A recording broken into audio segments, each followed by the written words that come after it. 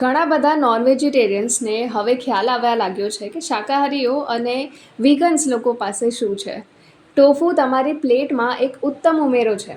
લાક્ષણિક ડેરી ચીઝની જેમ જ તેને તાજા સોયા દૂધમાંથી બનાવવામાં આવે છે, ઘન કરીને ઠંડુ કરીને ખાવામાં આવે છે. અને ટોફુને તમે ઘણી બધી અલગ અલગ ટેક્સચર્સમાં બનાવી શકો છો.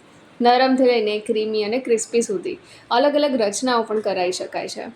ટોફુ ફક્ત માંસના વિકલ્પ કરતાં ક્યાંય વધુ છે. તે ભારતીય ભોજનમાં યોગ્ય ઉમેરનો છે, જેમાં કોઈ પણ દોષ વિના તમે ઉચ્ચ પ્રોટીન, આયરન અને કેલ્શિયમ મેળવી શકો છો.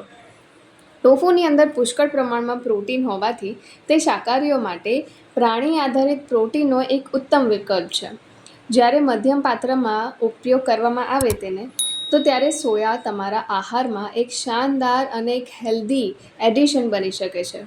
ફૂડ એન્ડ ડ્રગ એડમિનિસ્ટ્રેશન હૃદયના સ્વાસ્થ્યના ફાયદા માટે દરરોજ 25 ગ્રામ સોયા પ્રોટીનનું સેવન કરવાની સલાહ આપે છે.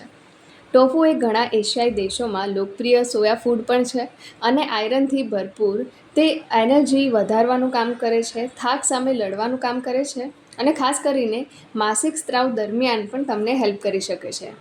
થાઇમિનની સાથે ટોફુ કેલ્શિયમ, મેગ્નેશિયમ અને સેલેનિયમ જેવા અન્ય પોષક તત્વોનો પણ એક સારો સ્ત્રોત છે. ટોફુમાં રહેલા કેલ્શિયમ અને મેગ્નેશિયમ સ્વસ્થ હાડકાના વિકાસ અને જાળવણીમાં તેને મદદ કરે છે. તેમાં પુષ્કળ પ્રમાણમાં પ્રોટીન પણ હોય છે, જે હાડકાના નિર્માણમાં પણ મદદ કરે છે. અભ્યાસો અનુસાર સોયા આઇસોફ્લેવોન્સ મેનોપોઝ પછીની સ્ત્રીઓમાં હાડકાના ખનિજ ઘટનના ઘટાડવામાં અને હાડકાના નુકસાનને ઘટાડવામાં મદદ કરી શકે છે. જે લોકો મોટી માત્રામાં ટોફુ અને અન્ય સોયા ઉત્પાદનો ખાતા હોય તેમને હૃદયના રોગનું જોખમ પણ ઓછું જોવા મળે છે. અને આ ટોફુની ઓછી સંતૃપ્ત ચરબીની સામગ્રી અને સમૃદ્ધ હૃદય સ્વસ્થ ચરબી, મિનરલ્સ, વિટામિન્સ અને ખનિજોના પરિણામે હોઈ શકે છે. વધુમાં, જે લોકો ટોફુ ખાય છે તેઓ ઓછા લાલ માંસનું પણ સેવન કરે છે, જે હૃદયના જોખમો સાથે સંકળાયેલું હોય છે. ટોફુ અને હૃદયના સ્વાસ્થ્ય વચ્ચેના સંબંધ માટે બીજું એક સમજૂતી કોલેસ્ટ્રોલ પર તેની થોડી અસર હોઈ શકે છે. અભ્યાસો અનુસાર દરરોજ 1.5 પાઉન્ડ ટોફુ ખાવાથી તમારા ખરાબ કોલેસ્ટ્રોલને 3% સુધી તમે ઘટાડી શકો છો. તો તમે પણ ટોફુ ખાવાનું શરૂ કરો.